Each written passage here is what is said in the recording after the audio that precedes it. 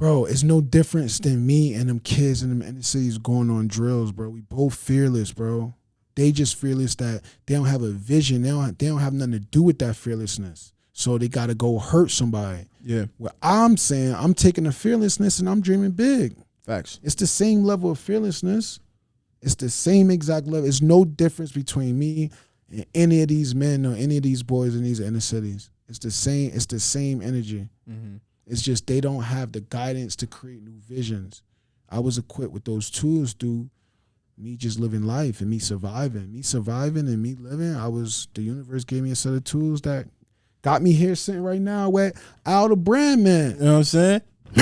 Feel me? So again, I've arrived, bro. To answer your question, I've arrived, bro. Well, it's the big show.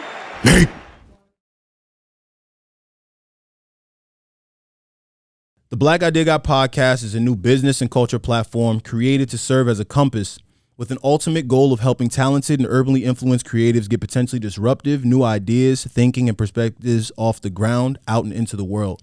Acronymed as The Big Show, this is not an interview. This is an exchange, which we hope will leave you all listeners with realized game, perspective, inspiration, ideas, and insights that drive results. The Black Idea Guy podcast comes firsthand from a former athlete turned innovator, a multi-potentialite creative and entrepreneurial marketing mastermind, the Black Idea Guy himself, Make Allen Brown, and a range of dynamic guest features who each are extremely gifted and talented within their own right.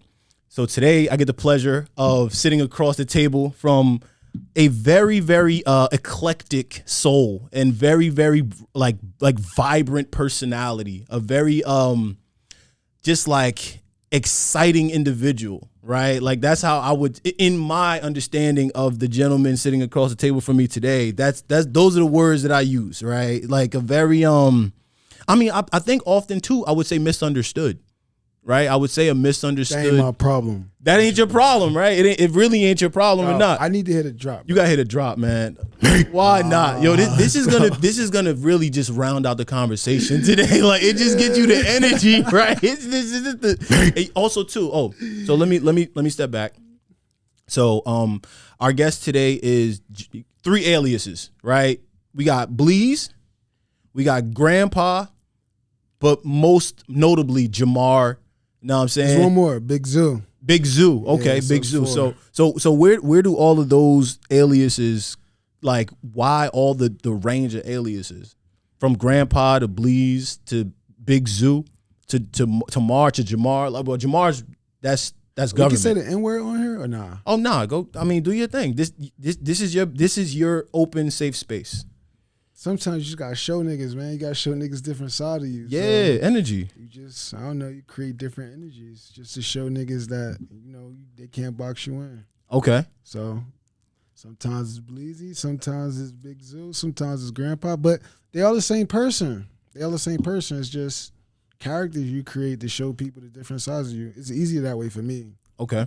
And so for you doing that, yo, I just want to say too, it feels really, really good to be back on the pod, yo. Like, you know what I mean? Like I had the pleasure. Took a break for a while? Nah, yo, it's like, man, yo, life just you kind of become overwhelmed with all the different things. Like, and I'm sure this is a conversation that I hope that we can debunk some of what our pursuits are like, because we work on a lot of different things. And trying to keep all these different, like, you know, like we're juggling a bunch of different things, trying to keep them all in the air at the same time. You may have to step away from certain things to keep the intensity going on in other worlds. So I took maybe, I want to say, a week or 2 off from potting, just from some logistical errors we had, like, you know, trying to catch up on other episodes and stuff. So yeah, I took a little break, but now I see that this is my happy place. This is This is shared real estate, man. Like, this is group economics. This one? It's top. Top blue. This is group economics we got going on over here. So shared real estate. I got control of the make button. Yo, this is legendary. It's groundbreaking, brother. Groundbreaking, my brother. You feel me? No, this is how we get down the Black Idea Guy pod. All right, hold on. Let me do this straight from the muscle, right here. Yo, we actually didn't even dap up, yo. Please, man. I know. Well, actually, we not even. Apparently, Fist we're not touch. even dapping according But to you the can newest dap and then innovation. fist So we touch. can okay, we can do that too. Because germs still spread through the fist touch though. They're just not as much as the hand. So you still got to dap up before you fist touch. So we gonna get into that, right? that was just added to the long list of topics that we gonna touch on. All right, that was literally just added to the long list of topics we gonna touch on. But first and foremost, I mean, I really didn't properly introduce you. Like, yo, Mar, welcome to the show. We've been on platforms together before, and like I think like a lot of people that have watched us have interviews or have like exchanges on camera before, they're like, yo, I would like to see that again. Like I would like to see that again, and I would want to see where that exchange from the previous time I saw you on camera together, where that would evolve and elevate to in the next phase. So here we are on my platform. I was proud to be on the 567 radio last time. We hit it off. It was lit. Know what I'm saying? We had an interesting conversation. It was off guard. It was after the cookout. It was after like the event that y'all had at the spot. And now, you know, you came down and I'm glad that we're here. So who are you to the people, right? Like you now do us the due diligence of explaining to us who you are. My name is Jhamar, and I'm just a dude from the inner city streets of America that's just trying to build some businesses so I can earn some money, use that money to go back and help the people from where I come from. It's as simple as that. And you're genuine in that, right? Like some people will say that, but not really mean that, right? Like where does your genuine nature to like, where do you draw the inspo to really and truly make that your mission? Cause I can't think of anything else that I would be doing with my time here. There's nothing else that would be as fulfilling as this mission. So I don't know what else. That's the only thing that I think it like that'd be worthwhile spending time here on this earth. It's like that'd be worthwhile just I don't know, figuring out how you can get resources to get people to change their perspectives on the world. Was this always a mission that you had? Like, was this always a vision for yourself? Yeah, I think so. In some form or another, it was the same vision. I just want to help people. So, however that come, you know, but then it's like, if I could do it at scale, it's like be ambitious. Why not? Right. As ambitious as everybody else out here in this society. But yo, the thing is, ambition always isn't received well. Right. Ain't my problem, though. You know what I'm saying? It's not. I would say it's not my problem neither, man. Because I mean, guys like us that have, you know, I mean, we see the bigger picture. We see a lot of things that other people don't, right? And I think the fact that we're talented enough to act on our impulsive ideas without like the permission of someone else or like the green light from said corporation or the whatever, you know what I mean, whatever structures that be, it a lot of people may not really understand what we're trying to do. They may not really see that there's control here, right? There's a certain level of like impact that we have, that we can do these things. Until you get the resources, then you can pay them. That's when they can see it. So it's like that's what I'm going for. Yeah. Just get the resources because they probably fuck with you. It's just they just don't get it, like you said. So get the resources and be like, here's opportunity. Now see it. Yeah. You see what I'm saying? So where does your day one stem from? What was day one for you? Like we understand, you know, you're building multiple different businesses. You have a ton of ideas. You're a very expressive kind of person. What was like the inception? I think seeing like the men in my life because I got one granddad. He was like a whole kingpin. So word. Yeah, you gotta think about that. Big energy. week. Yeah, he got a RICO charge actually. So I'm watching that. I'm watching one guy do that, and then my guardian, the dude that raised me, he was like an entrepreneur too. Okay. So in which space? Well, it's actually Kosher Venice. Okay. Yeah. Shout out. OD. Yeah. So Kosher Venice is like basically like my guardian, my dad. He's like the only person I really like acknowledge as dad. I mean, my biological dad too, but he he died in prison. So Coach Chavannes, but like that's what that's what Coach Chavannes do. He just like he basically fill in for a lot of black kids that don't have dads, and some black women too. But I just became the closest of all the black kids, so he became like my legit guardian. He was like a entrepreneur type of person too. So the men in my life, they just were like doing their own thing. So I follow, obviously I follow you on the gram, and like you have a very interesting social media presence, and everything that you post is like it definitely someone that knows you personally, right, and sees you post. Sometimes I'll ask like, yo, where's he pulling this like where are you pulling this from? So I saw you post you have a highlight on your page about your old hoop career back in high school. So Coach Chavannes, so like you hooped at one of the best schools in America at the time, you know what I'm saying, St. Pat's, and like you was in like the huddle, like totally like not in the headspace of doing the TOC championship, bro. Right. This is the tournament of TOC tournament of champions. So you have to win. Oh man, it's nuts, bro. Like that's crazy. But the truth is that I quit every basketball team I was on, even at St. Pat's. Why? We about to get bro. What we talking? I told you this is the greatest one. All right, wait. Let me put a disclaimer out there first. I am tired, so anything that I say cannot be held against me one day in the future because I don't things are going on in my mind. It's fuzzy. This is the greatest one. I'll ask you a question. This idea of white men yelling at a group of black kids just never set well. Oh, you with took me. it there. That's what I'm saying. I told you, but I'm tired, guys. You know. All right, let me put a disclaimer too. Although this is the Black Idea Guy podcast, we are openly and inclusive to all personalities, all listeners. But I'm tired. You're going to get the real from everybody here. These are the perspectives and the opinions of the guests themselves. It's not, I am not suggesting any perspectives. Also, I'm tired, guys, so I don't even know. I'm dizzy. I don't know. I want this gets me. I bet.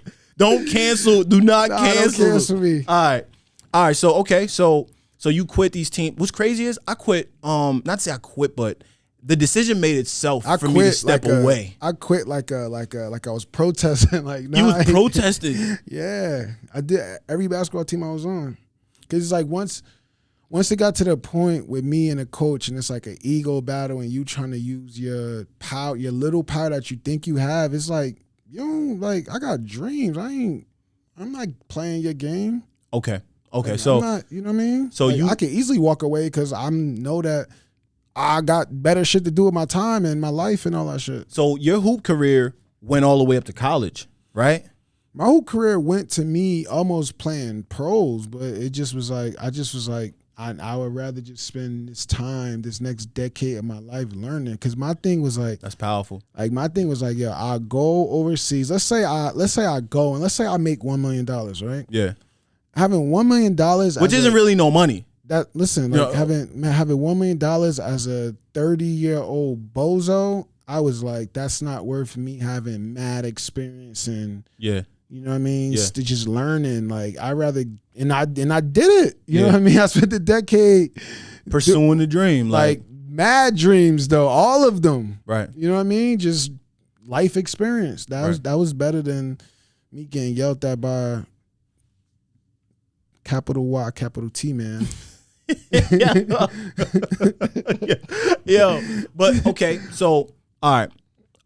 But again, it's because the dudes that I had in my life, I know I never saw them do it. They lived a different time. They lived on their own, you know what I mean? So I was just like, I could do it too. Like that's, you know what I'm saying? But I'm sure if I had a different men in my life that was okay, I'm sure I'd be like, they've been through it. You'd received it differently. I would have received it way differently. So you have Ivy League perspective, right? And I think that's something that's also interesting for a lot of people to understand and know because of a lot of the perspective that you say about, even like your approach to playing sports and having coaches that you had and quitting the team because of said reasons. You fuck with white people. You have to. Like I love white people. White man trying to put their power on a group of black kids. That's what I don't fuck with. But do you think that all right, this conversation really about to get super like political in ways, but let's do this, right? So in that same breath, do you think that it's in their control or is it institution based, right? Because when a coach is looking for a job, that coach could be a black dude, it could be an Indian dude, white dude, whatever the case may be, right? When he's looking for a job, there's a organization that hires that coach. And it just so happens that the geographical location of where that coach is coaching at, the students may not resemble the coach at all, right? Like the coaches that you had in the high school that you went to, the area of the high school, St. Pat's, is in Elizabeth. So that's a predominantly inner city urban area, right? Hispanic and black. If you're going to come into the community, understand, have some compassion, try to heal a lot of our wounds. Don't come in to use us. That's all I'm saying. And I'm by no means am I taking a side on this. I know. You just I'm just neutralized. I'm just trying to like be neutral as possible. But also to get my thoughts out because I never spoke about. No, I'm saying you asking this questions because I never spoke about. It's something I've been thinking. I don't even. That's why I said I might be dizzy. I might be tired. And this is the first time I'm talking about this. And this is why it's important because after this conversation, and bro, you gotta realize too. Every person that has sat in your position, they've said this. They're like, yo, that conversation really opened my perspective about what was going on. So I just think it's important to say, like, with the point I was making, can you blame those coaches that you quit for the roles that you might have been misunderstood that they were taking? I'm not blaming them, but I'm also telling them that I don't care about your team. I'll leave it. That's what I'm trying to say. So it's like, so you're empowering yourself. Yeah, exactly. I'm not blaming them. I'm just saying that I took my time back, and then I would rather spend time dreaming and manifesting something else than allowing you to yell at me because you got a job. Respect. I respect your job, but I think the number one job of these white coaches that's teaching or coaching these black students is like, help them first as men, and then if you want the best results, you probably get the best results out of your team if they see you that you care about them more than on the court. You know what I'm saying? So what do you think when you hear like you'll watch like the NBA draft, right? And you'll hear these prospects say what these coaches meant to them, right? And these coaches could be from different backgrounds, creed, colors, whatever. But like you'll have these inner city kids, predominantly. I mean, the highest, the leagues, right? The biggest and most watched leagues are the NFL, NBA, right? And those players are predominantly minorities. So when these players are coming from these elite level institutions, these colleges, and these coaches are white people, right? Majority of the coaches may not be minorities, but now these players have reached the highest level. And they're talking about what these coaches have done for them. How does that differ from your perspective on it? It's not defer. I'm saying the coaches I've had look back and see who talking about them like that with all due respect. That's what I'm trying to say. It's Facts. Like, you know what I'm saying? So I'm not saying all white coaches is bad. I'm just trying to say I quit every team I was on is the white coaches I had. Bullshit. You know what I'm saying? Okay. So everybody got their own experience, man. My experience is just I took my time back. So how was Ivy League, yo? I mean, the Ivy League was always a dream of mine because I grew up, you know, I always thought I was smart, but that's why I always wanted to go to an Ivy League school because nobody around me really like embraced me like that. So it's like, Ivy, I ain't gonna embrace me. I'm about to go test and see if I'm really smart. Okay. So that's really why I went there. So I mean, well, first and foremost, just being accepted into, you went to Dartmouth. Yeah. And that was that post bachelor? Grad school. Grad school. Yeah. Did you finish? You completed? You graduated and everything? So here's the troll with that, right? I'm one paper away. I'm like 100-page thesis away from finishing. But the story of being a dropout, an Ivy League dropout, is so interesting to me. Oh, wow. You know what I'm saying? Like that's an interesting story. But I'm also I think I'm saving it because maybe I want to do like a reality show, go back and finish it up one day. You see what I'm saying? So I'm trying to see how I can exploit this one. Oh, why not? I got one paper to do. So I could be like, I'm a dropout, or I can be like, yo, Netflix, I got a special for y'all. Right. Jhamar go back to school, Ivy League school, to finish it for a summer. You know what I mean? So I'm just letting the universe guide me there. So there's no pressure for me to do anything. I remember at one point you was big on Patagonia vests. Yeah. Big. Like you was real big on Patagonia. That was a strategy. And so what I mean when like this is the interesting nature of you that I've come to learn, right? Because, you know, it seems like a lot of it is trolling. Hell yeah. And like you embrace that. But with swag though, that's the thing. Right. Swag onto it. So where other people may be looking at trolling as in a negative context, as if it's not growth potential in trolling, you're looking at it as, nah, this is a part of my tactical approach to cultivating community, building audiences, and like really sticking out and learning. And here's the thing, right? So to go to your question about Dartmouth or Ivy League, that's what I had to go to learn. Like I literally had to be like, because respectfully, it's different levels of white people, right? Okay, let's get different into levels of white people, right? It's like the white people that's like surrounded by like black people and like inner cities or schools, whatever. That's one level, and that's like whatever they poor, whatever they low class.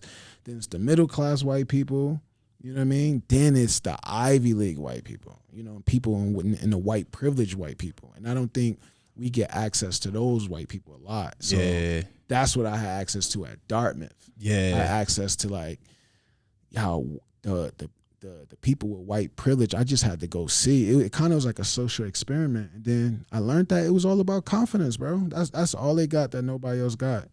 Fact. It's just legit confidence. It's just because like they grow up, they got, especially the white men, it's like they grow up and they look at society and they like, yo, I could do anything because I see representation powerful of everybody in every industry at the top. Whether right. It's music, basketball, no matter what it is, they see a white man at the top. So they like, I could do anything. And I realized that, so they got different type of confidence. They like, yo, I could do anything out in this world.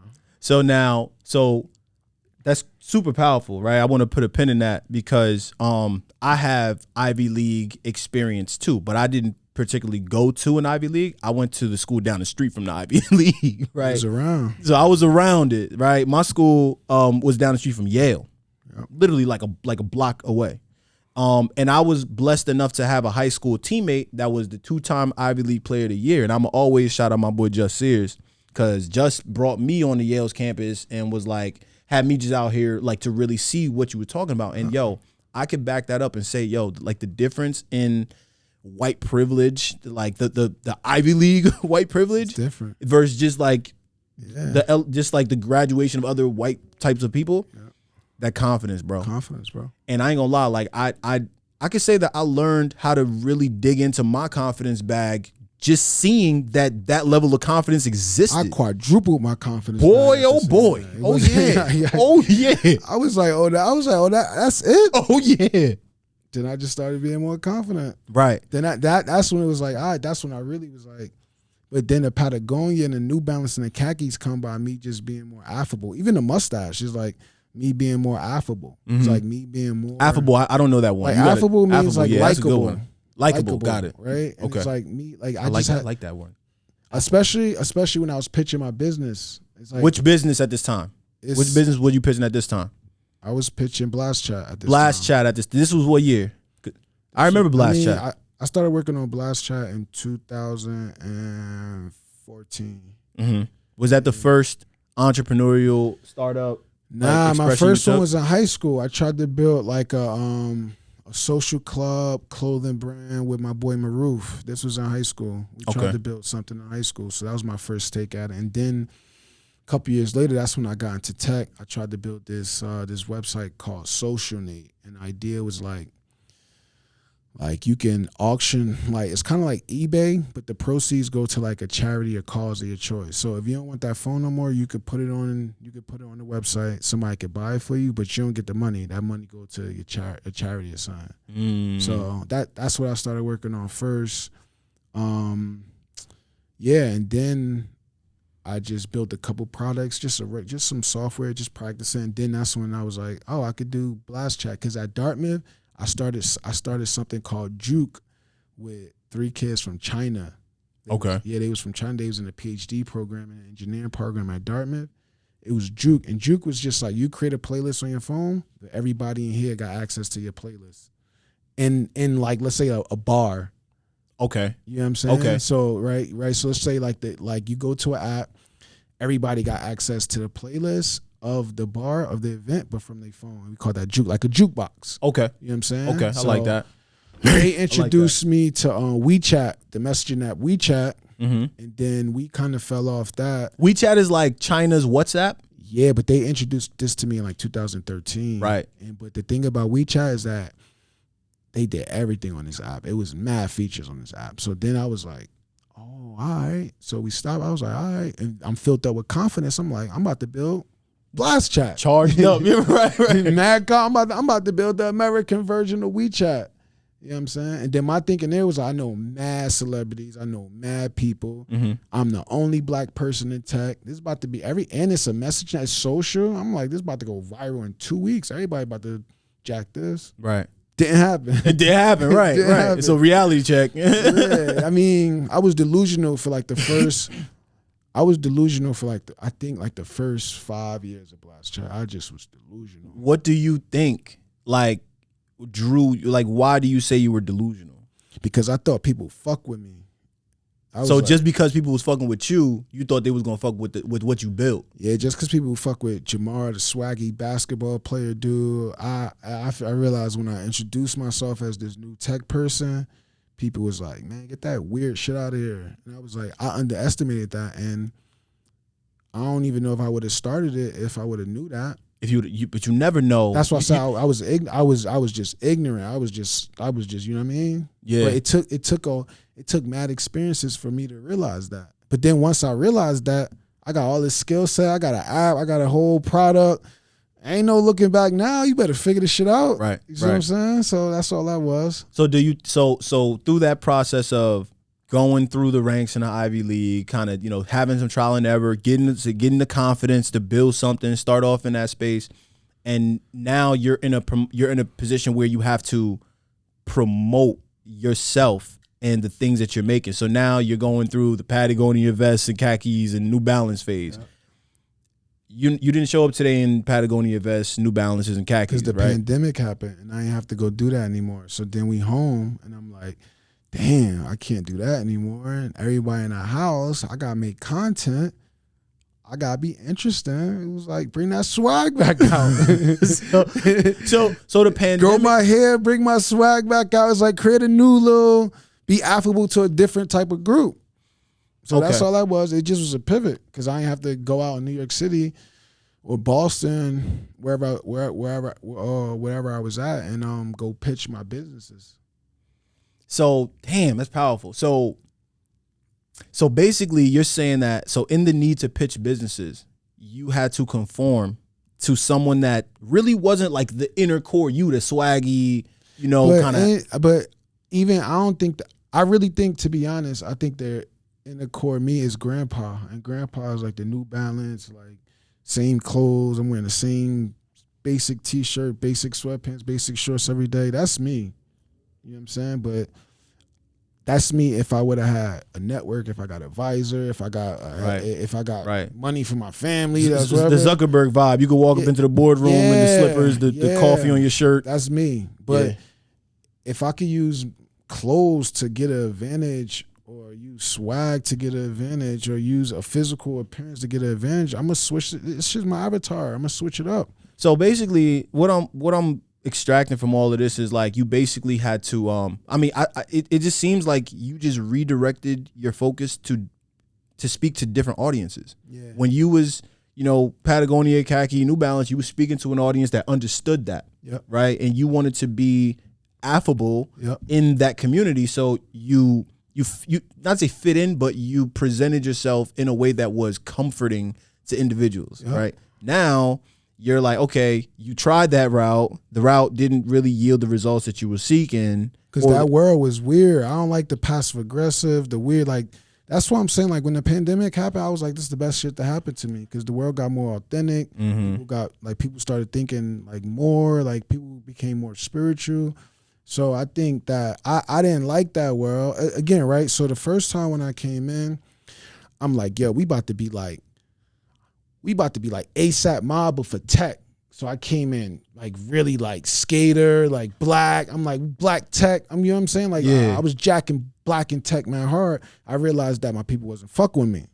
So I'm like, damn, who else out there in the society can fuck with me? Ooh, that's powerful. Like, that's powerful. Like, yeah, I was like, yo, bro. who else will listen to me? And it was like, I think these white men will listen to me if I present myself like in a different way. And I went to Ivy League school, so I'm like, yeah, like, and then that's how I got the meetings, right? But then I get in the door, but I can't live in that world because it's passive aggressiveness, it's lies, it's all this other shit that I'm just not comfortable with. But right when I'm trying to figure that out, the pandemic happened. So then I'm like, all right, this is a chance to like create a new you. But the pandemic, you said you initially your intro into tech was 2014, you said?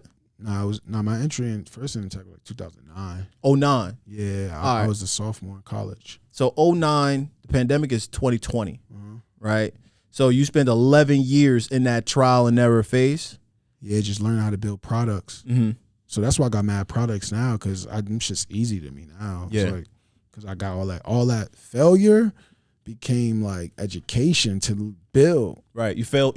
Yo, it's crazy. I was reading a book called The Dip, and it talks about when to stick and when to quit. Right. Hey, yo. It's nuts. It's nuts. Right. Pause. Wow. Wow. Wow. Nah, chill. You not nah, doing but that. honestly though, let's talk about this. It's part bro. of culture though. It's a game. It's fun. It's fun. No, for sure, facts. But here's the thing though. It be the pause that make shit that's not pause worthy. Stick and dip. I said, bro, the name of the book is called The Dip. It's you said something about sticking and dipping. Nah, I don't know. it's the book talks about when to stick and when to quit. I know I said it twice on air, like it's rolling too. But the fact that you highlighting it makes it it makes it a pause moment. It makes it pause worthy because we stopping to like zoom in on. This is good content. This is phenomenal content. Forever. Because that's our culture. That's our culture. Oh, you gotta love culture. Game. And honestly, it has nothing to do with being homophobic, and it has more to do with like wit. Oh yeah, right. Being clever. That's all yeah. it is. It's like I guarantee if people at Harvard, any one of these Ivy League schools want to study this, they can find out something in linguistics is happening when we do this. If they really want to study it. Yeah. You know what I'm saying? If you look at it on the surface, it's like, oh, y'all being immature, y'all being weird, but it's communication. Like, what if that's just how black men communicate with each other? Like, what if that's a way that black men connect with each other? You see what I'm saying? So you can't look at things on the surface. I agree. It's deeper than that. Pause. All right. That's all. My God. All. But look, I'm not doing no more pauses for the rest of the interview. No. We focus. This ain't it. This is an exchange. Yeah. Oh yeah, my bad. We gotta keep the main thing. Also too, I usually say this in the beginning of the show, but like this really isn't a humble space. And I know that's why I got my glasses on, bro. Yeah. You know what I'm saying? I came here swagging. Yo, come through like this safe space, this environment, this across this desk right here, man. Literally, like talk the shit of all shits. Like talk it. You know what I mean? This is like I feel like. You know what? I told you you're gonna take over Jersey, bro. I appreciate that, brother. It's mad talent coming out of Jersey. If you keep this up, and like, let's just say, bro, you gotta think about it too. Like, almost 25% of your guests have connections to St. Pat somehow. Yo, yeah. You know what I'm saying? Yeah. So it's like, even if, like, bro, you got mad communities, bro, and there's a lot of people out there that's doing cool stuff. So you keep out this, like, only thing you need one of us to blow up. Yo, literally. Like, yo, go to that interview. They're going to be like, what? You did an interview with who? Everybody going to want to do an interview with you. When I look at this, you know, after these episodes. Exchange. Everybody going to want to have an exchange with you. I appreciate that. And hopefully I'm growing in my career. The things that I'm doing is it's amplifying me to be even more of someone that people want to come and sit down with and like pull insight from, maybe stuff they want to learn from me, stuff I want to learn from them. It's just back and forth. You should interview a New Jersey drill rapper, bro.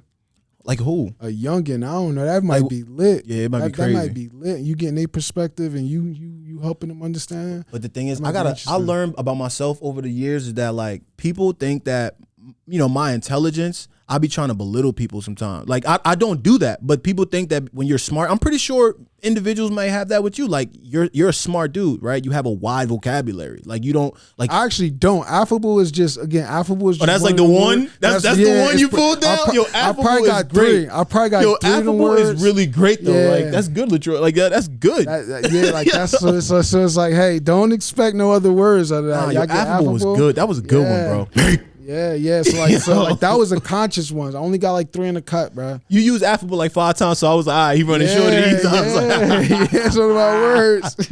And that's not gonna be the last time y'all hear it. Y'all hear that from me. I'm gonna keep saying it. It's like when in doubt. Affable. Nah, because that's the word that explain. Because I always gotta explain the Patagonia era, and I gotta say, I wanted to be more affable. Like, you know what I'm saying? So that's why I say that a lot, because that's the real. I'm gonna start using affable. Yeah, I'm gonna write that down. Yo, okay, so we learned about Blast. We learned about the Blast era, and honestly, like the Blast era is still here. I know. Yeah, I know. We same don't. thing. We and it's all about. I'm a believer in constant reinvention, bro. Like constant reinvention, man. I'm going from Al the Hooper to make him say Al to now I'm just make. To push the envelope. Push the envelope was my first expression of entrepreneurship and cultivating community and like trying to figure everybody pushing the envelope. I had bro. everybody pushing the envelope, bro. The envelope is around here somewhere. The initial envelope I'm is gonna come definitely clean, bro. Pause. I never pushed the envelope. You never did? Nah. Why? I don't know where I was at. I wasn't outside that much probably. Bro, our careers have literally been like this for so long. Like we literally been on the same track. Like hustling. You know what I'm saying? Hustling. Like we always been in the same rooms. And I remember so much, bro. Like real talk. It was such a I tell people like I created the planking. Like I created like these like social what do you call planking? What do you call like planking? Was that a movement? Like I was creating movements before it was really cool. Oh, word. You know what I'm saying? Like Push the Envelope was planking before planking was the ALS Ice Bucket Challenge before that. Not, with respect to all the people that had the condition, but Push the Envelope was creating that before that. It just may not have reached as many people as the ALS Ice Bucket Challenge. But also, too, I don't think I stuck with it long enough for it to do that. Word. That's one thing that I'm You definitely could have had the world pushing the envelope, bro. Bro, I knew it could have gotten to that level when somebody in the army sent me a video to my Instagram. I'm hearing bullets flying in the back. They're on like they're in like battle practice or some shit or whatever they was doing. Bro, Mike Gilly pushed the envelope. Mike, I'll tell you an interesting story. Yo, bro, Mike was so courteous when Mike came to Boston. He was on a Bobcats at the time, Charlotte, and my school was in New Haven, Connecticut. Mike Ubered me from New Haven to chill with this dude in Boston. Pushed the envelope, took me to Fogo de Chao, like hooked it up. Like, yo, Mike is bro. Like, Mike really showed love, and like Mike supported the movement, and like, and bro, like starting to get these things off the ground. A lot of times it's just you and your thoughts in your head trying to extract them and get other people to see what is so clear up here, and like. As hoopers, many times that reinvention, people always gonna tell you like, "Yo, just go hoop. Just go do what we know you to be doing."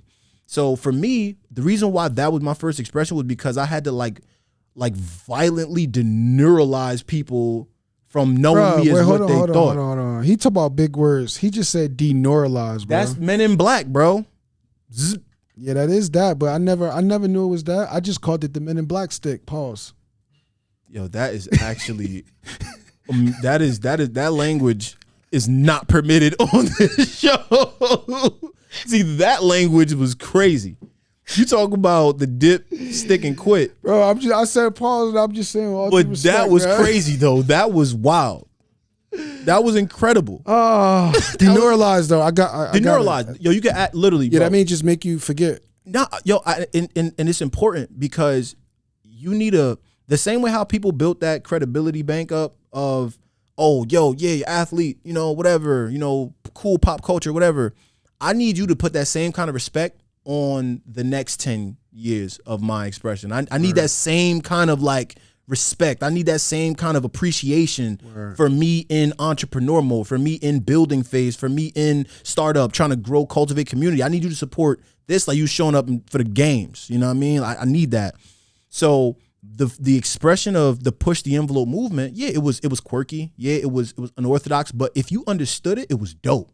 Right? For those that understood what I was trying to do, and it was not about me. It was never about me, because literally, like, I think one of the downfalls to it was that I wasn't so far in front of the idea. I was really sitting back and letting people push it for me, right? Like, I was trying to showcase these individuals holding these envelopes, and I'm just like writing captions, and I'm like really in the background, because at this time it was this idea called Humans of New York. You familiar with it? Humans of New York. And I was studying this guy way before he really got popping.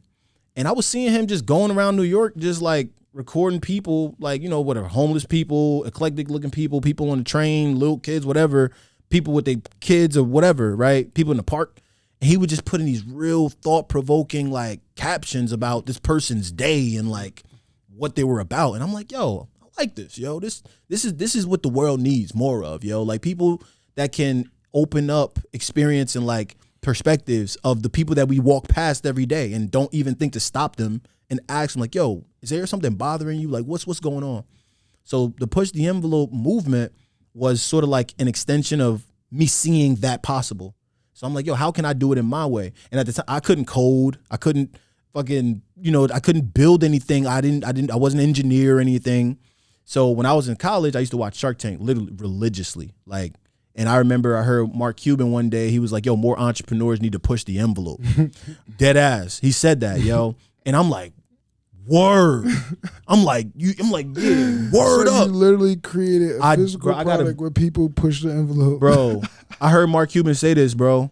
And I couldn't code. I didn't know how to build no tech. I literally had practice. That's a great story. I had practice like 2 hours before I saw this, right? Like, and like, I was lacking the tools. I was lacking the skills to like really build something scalable.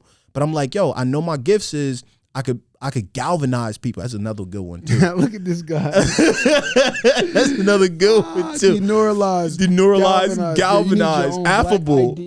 Affable. You need your own black idea guide. Dictionary. Yo, that's a good add-on. Detroit, we should definitely do that in the Black Idea Guy podcast dictionary. Oh man, this is especially if people. We're gonna credit Mar on that too. Mar gave us that idea on this episode. If people come in here dropping big words, you could be like, I'm gonna add that word to the dictionary and then put their name on it. Whoever said it, that shit may be lit. That's a good one, bro. Yep. That's I love it. Yo, that's what we're gonna do. We're gonna make a dictionary. Good one. Affable. I'm the first. Affable is the N is A, so it's at the top. Facts. All right, bet y'all liked it. All right. So yeah, I mean, to kind of wrap up that whole story about, you know, building. Yo, I couldn't code. The push the envelope idea was literally, man, I wanted to reinvent myself, and I needed to force people to see me in a different light. So I always knew that like you have to do things that are so non-conventional. You got, like, in order to scale, you have to do the unscalable. Right? It's always going to be unscalable at first before it's scalable. So me putting an envelope around my neck confidently, like, yo, you couldn't tell me shit, bro. Yo, you couldn't tell me nothing when I'm walking around New Haven with this paper envelope tied to a string on a pin around my neck, and I'm walking up to strangers like, excuse me, ma'am, excuse me, sir. My name is Alan. And I'm creating a movement that's motivating people to strive and go beyond their potential to achieve success. It's called pushing the envelope. Would you like to give me a statement as to how you're pushing the envelope? Sure. Once I got the first yes, it was over, bro. Yeah. It took me a lot of no's, but then I started trolling. I was in your bag. I started trolling, bro. I was going in the dorms. I was at my school. You one of the biggest trolls I know, bro. You low key may be top troll, bro. Yo, like, bro. You low key may be top like, bro, like, if you know, like, big troll, like. But the thing is, though, it's tasteful. It's tasteful trolling. You know what I'm saying? Because I could also speak to the thing. I could speak to my trolls in ways that, like, there could be stuff that I don't know a speck of what I'm talking about, but you gonna think I had got a PhD in this motherfucker, bro. Real talk. You know, and that's just it's make it you got to let's go. You got to. So yeah, man. Yeah, bro. First days was interesting, but I could say that, yo, man, doing something like that, the confidence that it gave me, bro, it's nothing that I'm scared to do. Like, you know, I'll talk to the team, I'll talk to my friends, and I'll be telling them, like, yo, y'all want to go start a hand sanitizer in the middle of the pandemic when the world is at a shortage. Yo, when the world is at a shortage of hand sanitizer, I'm going to rise with a company in this product category. I'm going to go find someone to make me a hand sanitizer because the world is short of it right now. That's what I'm going to do. How you going to do that, mate? Watch me. Don't believe me, just watch. You know what I'm saying? You want to see some speed? And what they say? They ain't believe in us. God did. God did. God did. You feel me? And yeah, man. And I'd also too, you know, I wanna shout out the homie LaTroy because the first conversation that I had about push the envelope, like when I was trying to actually make it into something, not just walking around aimlessly on campus with an envelope around my neck, I sat with LaTroy and I presented this to him like, yo, what do I have here? Yeah. Like, yo, what like sometimes it's what you gotta do. And I do have a community of people that like fuck with you though. Yo, I fuck with you. It's a blessing. It's definitely a blessing, man. And it's crazy. I told this to the homie Chase. This is literally, I'm about to get deep into a bag, confidence bag. Ahead. Like, this is not a humble space. Yeah. Our friends deserve to see us win, right? If they ever supported you, if your friends or your family ever did something to like champion you, and they've been watching you for a decade plus. They've been watching me for a decade plus, bro. It's our duty that they get to see us shine. Like we owe it to them. You owe it to your friends that have been like, yo, you owe it to Tasha that's supporting you. You owe it to the homies. Like, speaking of that, you know what I mean? Like, it's important. So this is a book. Google developers, right? So we are what? We are Play, right? So like the Google Play Store, right? And it's crazy. You mentioned Tasha. They highlighted app developers in every state. Go to New Jersey. I like the way it's like color coded. Yeah. So it's like really like dynamic. It's a good one. New Jersey. Oh, oh, speed. This is lit. Yeah, hold on. Let's do this. Yo, I don't even see the thing is, yo. This was khaki. This was khaki. Yeah. New Balance and Patagonia vest Bleez. Yeah, right me. here. That's him. This him? That's him. Yo, man, this is supporting disadvantaged people is one of Jhamar's guiding principles. His interest in technology blossomed when his mother got a computer, the first person in their building to do so. After launching an app for women's safety, Jhamar was approached by a mentorship program about a new project. Mentor Newark provides a safe, engaging environment for mentors and mentees to connect. It's currently being used in 15 high schools across the country. And next, Jhamar wants to add some fun features to increase exchanges within the app. Yes, the Blast app. You see Tasha there? Shout out to Tosh in the back. You see Tasha there? Shout out to Tosh in the back. This is lit. The idea of building something that can help teams find mentors was a no-brainer. I like helping people, and I'm from North New Jersey. I'm from the city that I'm helping give back to. Jhamar. I don't even remember saying that quote, but I guess. But yeah, I just want to say that because you mentioned Tosh. Yo. Yes, again, that's why she's here. Yo. Like, you know what I mean? So people deserve to see, like, you know what I'm saying? Like, yo, that strengthens my point, right? Individuals that are supporting individuals that are on this journey, the people that are on looking at, bro, like, yo, we owe it to them to see us driving around in something nice, to see us live in a certain way because they were supporting us. Imagine if like, yo, I ask myself this, right?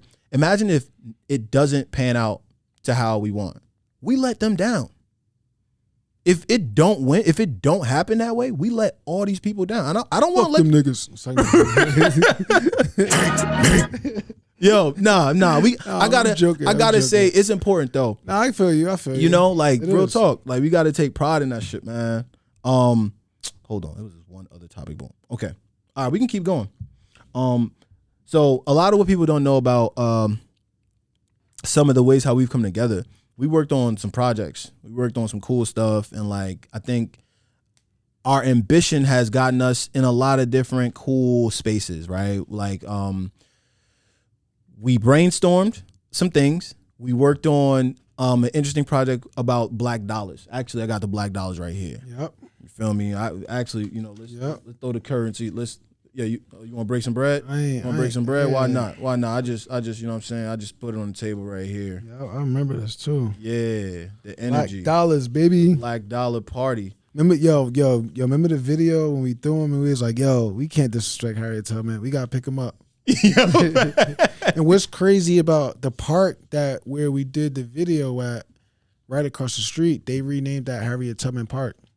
Really? And we was really throwing Harriet Tubman dollars right on the same street. Yo, but also people got to also understand, when we were doing that, we were recording a music video for your rap career. Yeah. Right? Yeah, bars. So not only is this a technologist in front of me and a startup entrepreneur in front of me, but this is also a hip hop musician and a lyrical rap artist. Yo, if y'all need me to, if somebody want me to spit a cappella, just let me know, yo. You got some? You got bars? You got some Black I Did Got Pod bars? Hey, yo, it started when I was 16. It was fresh on the streets. And I thought you was about to get down. Shit. No. Yo, do you think this black idea, the black dollar, do you think this can be an NFT? Hell yeah. Do you think like that would be something? Like, I think. Hell yeah. Duh. Yo, I feel this so strongly as an NFT project, bro. Duh. The thing about that is that you just gotta get in, bro. You that's a space you definitely should be in. I definitely will. I definitely plan to it. Space. Yeah, bro. You should definitely be in space because with the, I mean, like the whole thing about the Web3 movement is it just allows us to like outsource trust as humans for the first time ever before. Like when I say outsource trust, it's like you can build organizations or you could build communities where it's like people don't have to trust Al the brand, man. Mm-hmm. They trust in computer code. Mm-hmm. So imagine now the type of connections you can have with communities if they not worrying about the person. If Al the brand man going to scam them, or if Al the brand man, like, you know what I'm saying? Everything is transparent. It's just a new way to use the internet.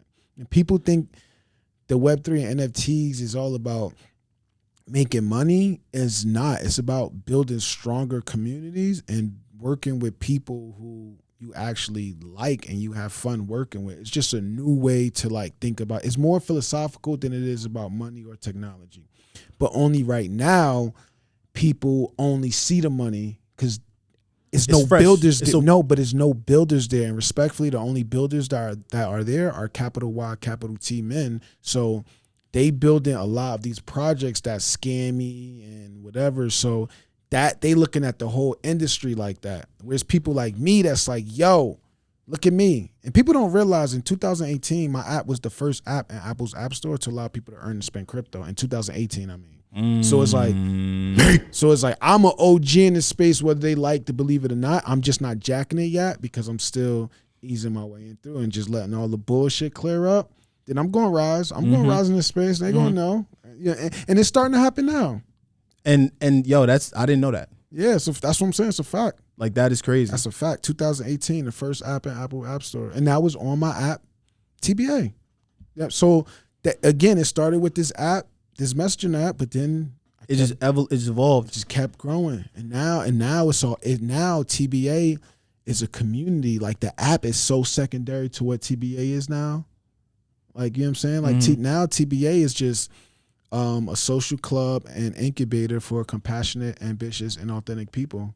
It started from one messaging app, bro. Mm-hmm. You know what I'm saying? Yo, and that's the power of not quitting. That's the power of staying with something and like literally going through the ringer and figuring it out, making it work. Persistence and patience, bro. Persistence and patience. And as black people, that's what we have that a lot of people in this society don't. So I was like, all right, let me stick to my strengths. Like, what do black people, like, what are we good at? We good at swag. We good at creativity. We good at being patient, and we good at being persistent. So it was a no-brainer for me to choose this route because that's what my people are known for. So it's easy. That shit's easy for me. It's easy for me to have swag. It's easy for me to be creative. It's easy for me to be patient and persistent. Because I watch generations of my people do the same thing. Yeah. So it's easy.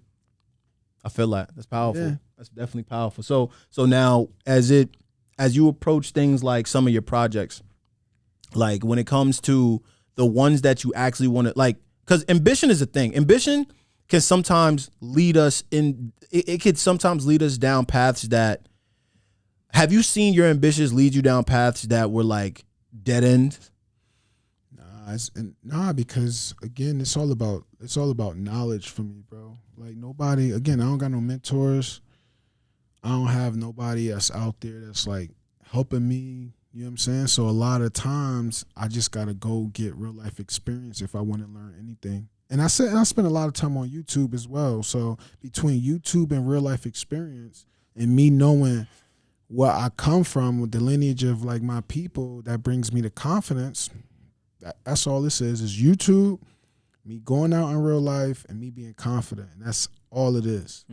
Those three things, bro. It's that simple. Yeah, it sounds like you're very self-aware. And that's important because a lot of people aren't. A lot of young, hungry, ambitious, hustling like black men. But that's the thing. I had to get here. I told you I was ignorant for a while. You was ignorant for a long time. You know what I'm saying? So it's like again, that's a progress that I got. But I knew I wanted to be more I had to be self-aware if I wanted to succeed at my ideas. So yeah, you know what I'm saying? And I'm sure I'm gonna be more self-aware. You know what I'm saying? I'm sure it's things I'm missing right now. So in your most unapologetic self, like in your most unapologetic approach, like who would you say that like how do you maintain just being unapologetically this person that you appear as every day? Like not unblemished, like you got to cope with certain things. Here's the truth. I'm going to try to wrap this up in like 60 seconds. So I'm from Newark. I'm from Elizabeth. I'm from Newark and Elizabeth. My mom is from Newark. My dad is from Elizabeth. I've seen some wild shit in my life. Like I remember one time I was sleeping on the couch in my grandma's house. It probably was like late night, and I woke up. I probably was like 10. Bro. I woke up to police guns and flashlights in my face because they raided the house looking for my uncle. Right? I had a step parent that tried to kill herself in front of me. I seen people shoot up dope in front of me and my sisters. Right? I seen a lot of my friends dead, bro. They dead. The people that I grew up around. You get what I'm saying? So you mix that like those experience where I took away from that, like, all right, I seen shit. Nothing else can scare me the rest of my life. So that's that, right? Right. Fearless. Then I was diagnosed with social anxiety disorder, which is like another like they changed that because so basically I'm on the spectrum low key, right? My mom never told me that until I was like 30. So I didn't grow up thinking that, right? So but then you copy that, and now I'm thinking about it.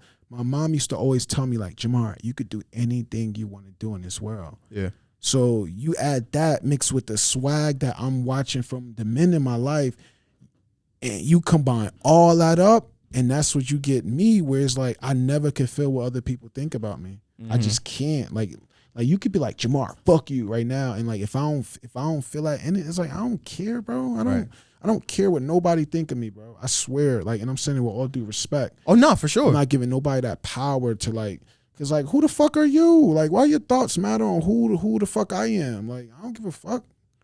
But that's that inner city energy inside of me, mixed with the fact that I got these neurological things going on, the fact that it's mad shit.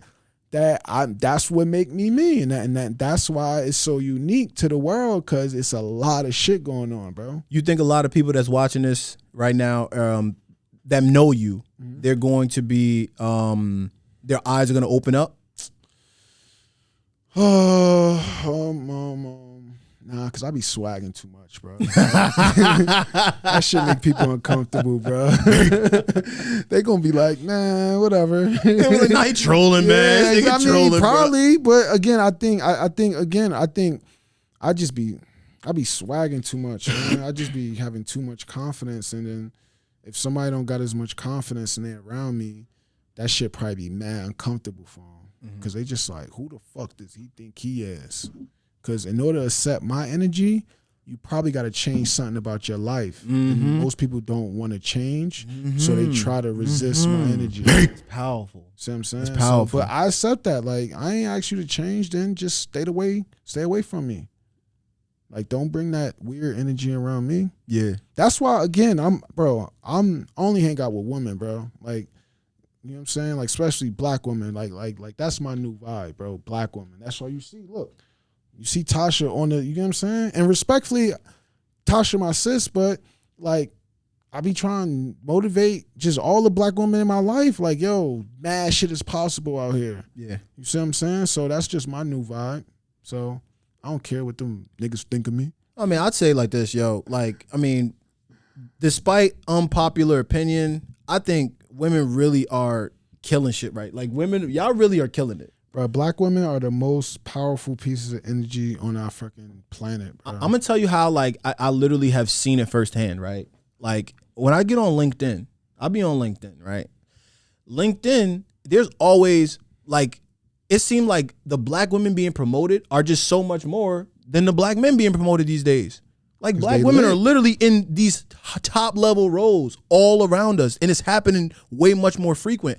But here's the troll side of it too.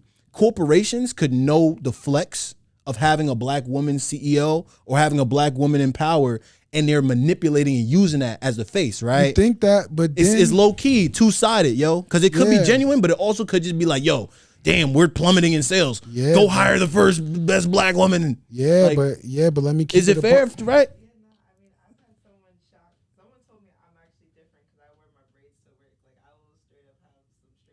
Cause you wear her braids, yo.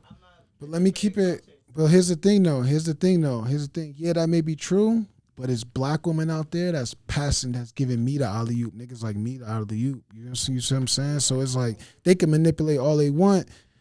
If black women out there know that I need an opportunity, that shit. Honestly, most of my opportunities and my business career has been the result of black women throwing me the alley-oop. Yo, I this feel is a that fact, too. bro. I feel that too, see what I'm bro. saying? Keep manipulating the black woman, white, like whoever you say manipulate, keep doing it, because black women have enough compassion to see people like me with energy out there, knowing that I need support, and they support me. Yeah. So it's like, you see what I'm saying? No, I am what you're saying. I feel it. Like, I know exactly what you're talking about. Like, it really is that, man. And it sucks, but like, I don't know, like, it needs to be balanced, right? I think that there needs to be, less ego. Bro, so they call it the kingpin syndrome. And it's just that every black dude want to be Nino Brown, bro. Yeah. Everybody want to be the fucking man, bro. And it's like, it's cool to be the man if you the man. If you know you don't got those characteristics, play your part. Right. You see what I'm saying? Play your part. But that's the thing, respectfully, about capital Y, capital T, man. It's just that.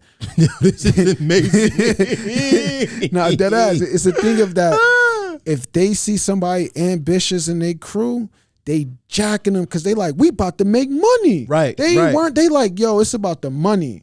Well, us is we would fucking burn down the whole building if we not the man, as opposed to just playing your part and learn. You can learn from the man how to be the man. Mm-hmm. If the real man like know that shit ambition, he gonna fuck with it. He gonna say, hey, I'm gonna teach you how to be the man. But that's not how we operate. Yeah, yo. But I'm here to change that. You're facts only. Speed. Yo, I as we approach one of the last topics. 2 topics. So you in the current project, TBA, right, that has grown from Blast Chat to the Blast app to, to just TBA acknowledging it now. You have you're in the Web3 space, and like, you spoke a little bit about it earlier, and you have the Freedom Flower, right? Like you have I want to ask this question too. Over your building career, how many different projects do you think you've worked on? I don't even know, to be honest. Ballpark number. Honestly, bro, it's probably like around, I'd say like probably max 15. 15? max 15. If it's there, like max 15. But it depends on, because it got to a certain point where I just started working on things just to learn how to build. So it's like, you know what I'm saying? Like I built mad stuff, bro. I built mad mad digital products, like mad at them shit. So I don't even, you know what I'm saying? A lot of times it just was like, yo, I need practice, bro. It's like I'm doing my own. I created my own curriculum to learn. Yeah, you see what I'm saying? So I don't know. I really don't know. And what? Yeah, go ahead. Now I was gonna ask.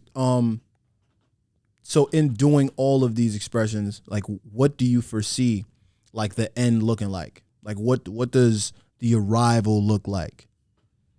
The arrival is this right now. Like, I've arrived, bro. You get what I'm saying? Because there was times where I ain't have this perspective 3 years ago, or I didn't know what the fuck I was doing like when I first started.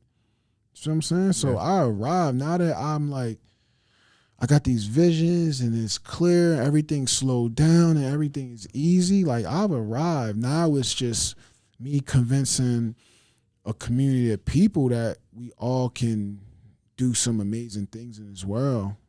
You know what I'm saying? Like, it's like convincing, because I'm there. I believe it, right? And I think now I got the assets and I got the proof and I got the opportunity to convince people to say, yo, let's go. You get what I'm saying? So I never had that before. So I've been waiting for this moment. Yeah. I've been waiting for this moment my whole life. So I arrived, because before I had to do a lot of passion. I gotta like convince people, like, trust me, we can do this. Mad passion. Now I just be flowing, bro. I just be swagging. Like, and you let the product speak for themselves. I let the product speak for itself. I let the energy speak for itself. I let the branding speak for itself. I let the community speak for itself. You know what I'm saying? I'm at a point now where I'm not even speaking. Other people speaking. That's how you gotta get it. Like the community speaking. So that like that. So I arrived. It's just I got all these products right now only because the universe just be handing me stuff, bro. Like, for instance, I'm the CEO of Fist Touch. The only reason I'm the CEO of Fist Touch because I walked inside of Whole Foods that video and seen this man with his hand in his ass, and then he went to go fucking touch the fruit, and I recorded it. So in my mind, I'm like, and it's so funny because I always wanted to like stop giving handshakes. I always wanted to stop giving. Even before the pandemic, I was like, bro, I don't want to give handshakes no more, right? So then the universe give me that. So I'm like, let me see if fisttouch.com is available. Wow. Then I'm like, now I'm on the mission to rid the world of handshake and replace it with the Fist Touch. So that's something the universe gave me that was like. Rapland was something that, like, my little cousin came to me. He said that he need to like make money, but I always had this idea of Rapland. I was like, yo, it got to be a way fans get rate.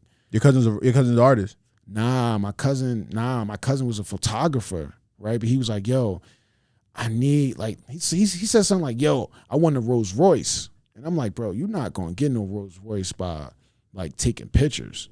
So I'm like, I got this idea. I got $5,000. I invest in it. You the CEO. I end up building it, investing in all that shit. He bailed. So I'm like, all right, universe, you want me to be the CEO of Rapland, or you want me to be the founder of Rapland? And I was in too deep already. So I'm like, I got it. Yeah. But I always had this idea like, yo, fans should be able to rank the top artists in a state, and everybody from all over should see a listing of the top artists in every state. I had this idea for like 6 years, but I tried to give it to all my music friends. Everybody. I'm like, bro, you should do it. You should do it. Like, yo, like to hedge your music career, trying to give them an idea. Like, you can hedge your music career with this. Nobody wanted to do it. But then the universe was like, yo, here. You see what I'm saying? So now even TBA, when you talk about the flowers, TBA turned into an incubator now where we basically allow our community members to come build Web3, like micro DAOs or micro communities under the big TBA brand. So this is called Flowers by TBA or Freedom Flowers by TBA. It's by TBA. So now the idea that, bro, in the next 10 years, we're going to have like 1,000 by TBA projects. It could be a pizza shop by TBA. It could be any project by TBA. You come to us and we're going to have the resources to fund that. So that's the beauty about Web3. You see what I'm saying? That you can build stuff like that in the old world, you got to go through like LLCs and all this other stuff. With here, it's just like, nah, the trust is on the blockchain, bro. Y'all see it. It's open. It's available. Like, it's a different perspective on building communities, yo. Yeah. So that's just where I'm at with it. And it's like the universe gave all this shit to me, bro. Right now, it gave me all this swag, all this opportunity, all these products, and like even this, people don't realize right now. I invested in the technology to store entrepreneurs in each state as well with Black Dollar Party. Like that's something Right. I invested $2,000 in that last summer. You see what I'm saying? So It's stuff like that I just be having, and the universe just be like, here, and I'm not fighting the universe. Right. I'm just flowing. All right, you want me to do this? Let's see. So I love building products. And all the products I got right now is a story behind them. It's emotional attachment behind them. So it's not like I'm not doing nothing to make money.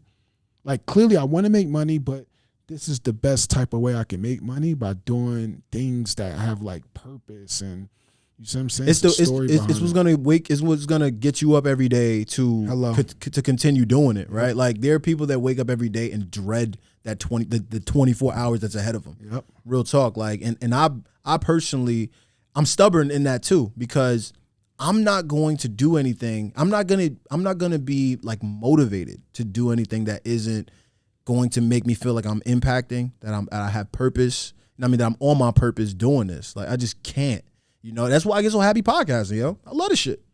You know, like I mean, I really bro. Gratitude is really important to me, man. I have so much gratitude, bro, because I know where. Bro, it's no difference than me and them kids in them inner cities going on drills, bro. We both fearless, bro. They just fearless that they don't have a vision. They don't have nothing to do with that fearlessness. So they got to go hurt somebody. Yeah. What I'm saying, I'm taking the fearlessness and I'm dreaming big. Facts. It's the same level of fearlessness. It's the same exact level. There's no difference between me and any of these men or any of these boys in these inner cities. It's the same energy. Mm-hmm. It's just they don't have the guidance to create new visions. I was equipped with those tools through me just living life and me surviving and me living. The universe gave me a set of tools that got me here sitting right now with Al the brand man. You know what I'm saying? You know what I mean? So again, I've arrived, bro. To answer your question, I've arrived, bro. Yo. I'm not playing those games. I've arrived. I'm good. I got peace. Like I feel appreciative to be here, bro. Yo, I mean, this was one of the greatest ones. As I mentioned previous to this is one of the greatest ones, and hopefully, like, you know, on your way back or on your way to your next destination, you look back and you reflect like, yo, hopefully this conversation really opened it up, and hopefully the viewers are like, yo, these two niggas on camera are talking about some shit. Yeah, that us. Like we spoke about quite a few things, and you mentioned Al the brand man. Also, shameless plug, you know, I'm always trying to grow in new opportunities. I've been starting brand building consultations. Real talk, like yesterday, I had a prospect reach out to me. I went to her home. She literally had me on it like I felt like Shark Tank. She pitched in her backyard. She set up her whole spread and pitched it to me. And literally I critiqued it and helped her to elevate, taking her brand from 0 to 1, right? Just getting it off the ground. How do I make it tangible for these people? So I'm opening up a Calendly program where I'm going to be doing like these over the phone or Zoom call brand consultations, just building brands, you know, people building your community, bro. Building communities, once you organize that community, bro, you're going to be unstoppable, bro. That's what I'm Once you organize them, bro, you're going to be unstoppable, especially in Jersey, bro. Y'all going to be unstoppable, bro. Yo, we getting, listen, like I said, man, well, you and I are always in cahoots, so you know it ain't about nothing but a phone call away, you know, like with what I'm working on, what you working on, it ain't. And that's also too with the Black Idea Guy podcast and the forthcoming, you know, spinoff that we spoke about previous to the show that they're gonna hear about real soon. Like every perspective that comes onto this show is a part of that community, right? Like, and it's important that it's not just about, you know, like it's not about Black Idea Guy. It's like Black ideas matter, right? Like Black ideas really run the world. That's the most important thing that people got to understand. It's not that when you look at innovation, when you look at culture, when you look at swag, when you look at what's popular, there was a tan brain attached to that. There was a brain that has culture and upbringing from the inner city or just Black appreciation attached to those things that we love. So But that's the truth. That's why people got to Fact. realize. That's why you know what I'm saying. That's why people got to realize. Like, imagine if we organized now. Yeah. Like, so with that truth, imagine if we actually was organized. Like, because that's the fact, bro. From the beginning of this country, like this, like I'm saying this with all respect to all the WYWT people or YT people. We built this shit since the beginning. Yeah. Since the beginning of this, even to now with rap music and black culture. You know what I'm saying? We've been at the core of this shit, but it's designed to make us think that's not the case. Yeah. So we just need more successful stories to be like, look, y'all, look what the fuck we can do. Yeah. You know what I'm saying? And it never really hits home. Sadly, the sad thing about it is you gotta, it's so crazy. Like, people can literally see you on the trajectory, but until you arrive, that's when they'll then until you get co-signed. Until you get co-signed. Celebrity. Right. Until you get the backing of the person that they can never get close to. Yeah, exactly. That's what it is. Then that's when they're like, yo, I knew him along the way. That's how I go. Y'all was at those events. That's how I go. But it's like, yo, dog, you've been seeing me doing this for the last 13 years, bro. That's why that's why part of our strategy with TBA is open sourcing our system. Like, where people open source technology, we want to open source our system. Like, look how we built our community. Like, look at the steps from day one. This is how we did it. That, I think that's going to be our biggest contribution to the society, is showing people how to build these authentic and compassionate communities, because no one really know how to do that, because most of the time these communities are centered around money. And I think people be so focused around money that they just don't even realize that the power comes from getting these people together and being their authentic self and being compassionate of each other. Like, that's where that's where all that shit like starts. All that powerful shit start with being authentic and being compassionate So I think that's gonna be our biggest contribution. It's like, fuck the products, fuck the apps, fuck the NFTs. I think it's gonna be, wow, they created some type of framework on how to build these authentic ass communities. Yo, with that being said, how can we stay in tune, follow all the pleasantries? Like, where should we be? Where are you sending us in the Internet of Things to keep in touch with you? Yo, listen, my people. So I just want to give me 60 seconds, right? Go crazy. It's this new technology out there. They're calling it web. It's a movement of the web. It's called Web3, right? And it's based on this technology called blockchain. I'm not going to get too nerdy, but what this allows us to do is build communities and work together in ways that we have never worked. Like it's so fascinating, because right now the space is ran by a certain type of people, and it's only because there are no builders, there are no women builders, there are no builders that are black. Like, there's no builders. So if we come in and we learn this stuff and we start building these products, we can get treated fairly. For the first time, we can get treated fairly in the history of our world for our creations. So when you think of NFTs, you think of crypto, it's only a scam because the people who are building the current products, they are scammers.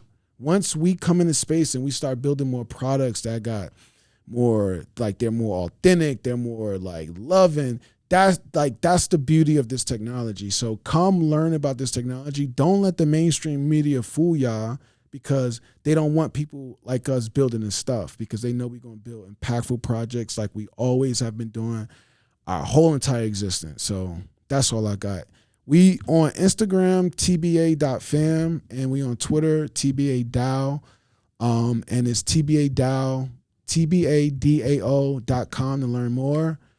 Yeah, man. So again, go out, learn about this stuff, and start building. Especially if you're a teenager, start building, start learning how to build these communities, because when you get 25, you're gonna be elite. Yeah, definitely. Right? I wish I was doing some of the stuff I'm doing now, like when I was like 16. 15. It's hard though. You're still young, bro. You still I still got time. I mean, we got time. Like, there's a lot of life, bro. Like, super life to be lived, and yeah, man. I'm getting into, just sharpening up on Web3. Blockchain, understanding NFTs, understanding all. You're going to be good at it too, bro. I promise you're going to be good at it, because the most of the people that's there now, bro, no swag, bro. It's no swag in that space, bro. It's absolutely no swag in that space, bro. You come in with your swag and your bravado, all that shit, bro. Come on, bro. They ain't, especially when you research and you well versed and you see what's really going on and you communicating that. What? Because, bro, people looking for a leader in that space. Like they looking for perspectives because the space is still being created. Yeah. Is no leader in the space. That's the best place to be in as an innovator, bro. Right. You can set new standards. Right. You just got to believe you could do it. And it's on YouTube. All this information is on YouTube. Yeah. So there's no excuse for anybody who talking about they want to do great things for the world. Just tap in. Spend a week. Just learn it. And if it's not for you, then it's not for you. But the crazy thing about it is that it's going to be the future. Like right. It's just a matter of time. So you might as well be prepared. If not, you're going to be like, in 10 years, like, wait, what's a digital wallet? What's a cryptocurrency? Wow, this shit done. Bro, it's kind of like how email was in 1995. When people was like, what is the internet? What is an email? And then by 2000, when 2002 hit, they like, yo, this shit's here to stay. Oh, yeah. So it's the same thing, yo. Get with it. But you're right. This definitely, because now, bro, the thing about if you make this an NFT, because this then becomes access. You can only access something if you hold this NFT in your wallet. Yep. And now they building these dApps where it's like, okay, let's say you want to, like, it could be, all right, so this is going to be, if you own a Freedom Flower, right, you can only access the wallet to buy the merch, or you can only access the site to buy the merchandise if we read your wallet and see you actually own it. Right. You know what I'm saying? So that's different from clothing. Like, you see what I'm saying? It's like it's one-on-one clothing, and we need to see that you own that NFT in your wallet. And if you don't own that NFT, you can't buy the clothing. Yeah. So it's those type of experiences that's being built right now. And the word you said that really got me sitting up in my chair is experience. Yeah, and you the man. That's my point. You the king of the experience, bro. That's all I be on.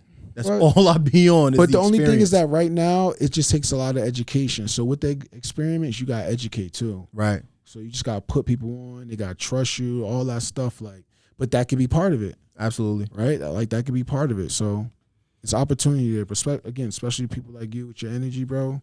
Yeah, like your crew you got, man. Yo, we making it happen. We making it happen, and I'm glad that we were finally able to like coordinate and get this conversation going, because it's literally supposed to be like maybe 2-3 weeks we've been trying to like coordinate, but yeah, we made it happen. Yo, you got a song coming out? It's out. It's out. Me and Ike Akena, it's called Laundry.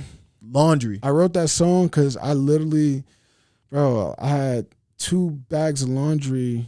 And I caught an Uber. The Uber was like $25. And I was like, damn, bro. So I'm in this laundromat in Newark. And again, nothing against Newark. I love Newark. But it was like a liquor store next door. And the Chinese store next door. Mad shit Chinese going on, bro. So I'm just in there, Chicken bro. Shack. I'm like, damn, bro. I'm really doing laundry right now, right? So I was like, all right, I need to do something to like cheer up my vibe. So I just started playing instrumentals. And then I got this one instrumental, and the first line I had was, I still do my laundry. That was it. Okay. So I wrote a hook. I sent it to Akena. I'm like, bro, you trying to hop on this song? He was like, whatever you want, I'm on. I was like, all right, bro. So I sent him the hook. I did the hook that day. The next week, we went to the studio and we recorded it, and that was it. Then we shot the video at Juneteenth on our iPhones, like, straight hustler shit, bro. Like, we really did that. And like we did that with like $300, and now all was studio time and Ubers to Juneteenth and tickets to Juneteenth. That's all that was. Yeah. We just again, we took that moment. It's gonna be a lot of people at Juneteenth. Right. We can create a music video. Right. See what I'm saying? So then we went to laundromat. We going to laundromat. We got iPhones. We was like, yo, we can go to Branchbrook Park, roller skating. That's what we put all them clips together and just made a quick video. Like, creating is easy, bro. Creating is easy. You just got to believe it, and you got to have some type of swag, or you got to work with people with swag, and then you can create. So the one thing that we can really get off of just this conversation alone, and that last like story was like, yo, the creativity is gonna flow within you. You got to have you know what I mean? Not to say that people can't develop that creative gene or develop that creative muscle, but it has to be practiced. And you get more inspiration, you get more insight, you get a lot more those like waves of like like I guess like innovation when you practice the shit. You've been doing this for a long time. So the thought of you being in a laundromat to make a song and knowing that you could tangibly do it was because of the years of executing on just impulsive ideas. Also, failure too, like whatever the failure is years of like, oh shit, I did it like that, and it probably didn't go the way I wanted it, but at least I learned something. I'm gonna do it again. Yeah. Bro, everything I'm doing now, I was doing when I was like 19. I used to do art when I was 19. I used to do music when I was 19. I used to do a company when I was 19. I did a clothing line when I was 19. I did all this stuff already. Yeah. It's just I was away from it from so long. Then the pandemic hit. And I was and like, then it recentered you. Yeah. I was like, yo, what can I do? I was like, I already got experience doing all this other shit. So I just started doing it. And then people was like, yo, that shit cool. And I'm like, word? I'm gonna keep doing it then. Keep doing it. Yep. That's all. Yo, so that's it. We reached the final thoughts. Yo, this is probably one of the greatest ones. You know what I'm saying? Definitely one of the greatest ones. I've been on this platform for almost 14 weeks, and like, yeah, this was a good one. It's definitely a good one, man. Hopefully, the people are gonna go follow us.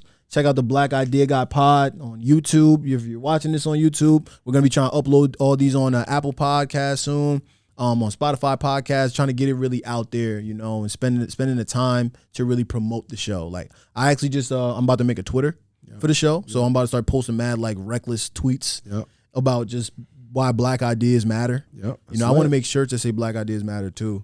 Lit. Yo, I wrote an article in 2015. I'm gonna send it to you called "Black Ideas Matter." Yo, send it to me. I'll post it. I will. That's what it's about. Like, because there aren't platforms out there that really like that uplift that. You know what I'm saying? So hopefully this can be a start to that. And yeah, man, like, yo, let's continue doing it. Shout out to the crew. Shout out to LaTroy Watson, PR extraordinaire. You know, all of those good things that happen. He's also behind the camera right now. Shout out to our guests in studio today, Tasha. Speed. You know the you know what I mean? Speed. Shout out to everybody. Everybody out there, have a great week. Y'all tap in with us. If you need branding help, if you need branding consultations, you can holla at me. You can follow me at Mogul Make on Instagram. That's my personal page. You also follow DAP Collectors. We're going to be growing. We're going to be doing some cool things. We got some merch. We got the Black Dollars. We got everything. Follow my boy Bleez, Jhamar, GrandPA, Big Zoo. Yes, sir. And we out, man. Peace, Another y'all. one. Well, it's the big show. Hey.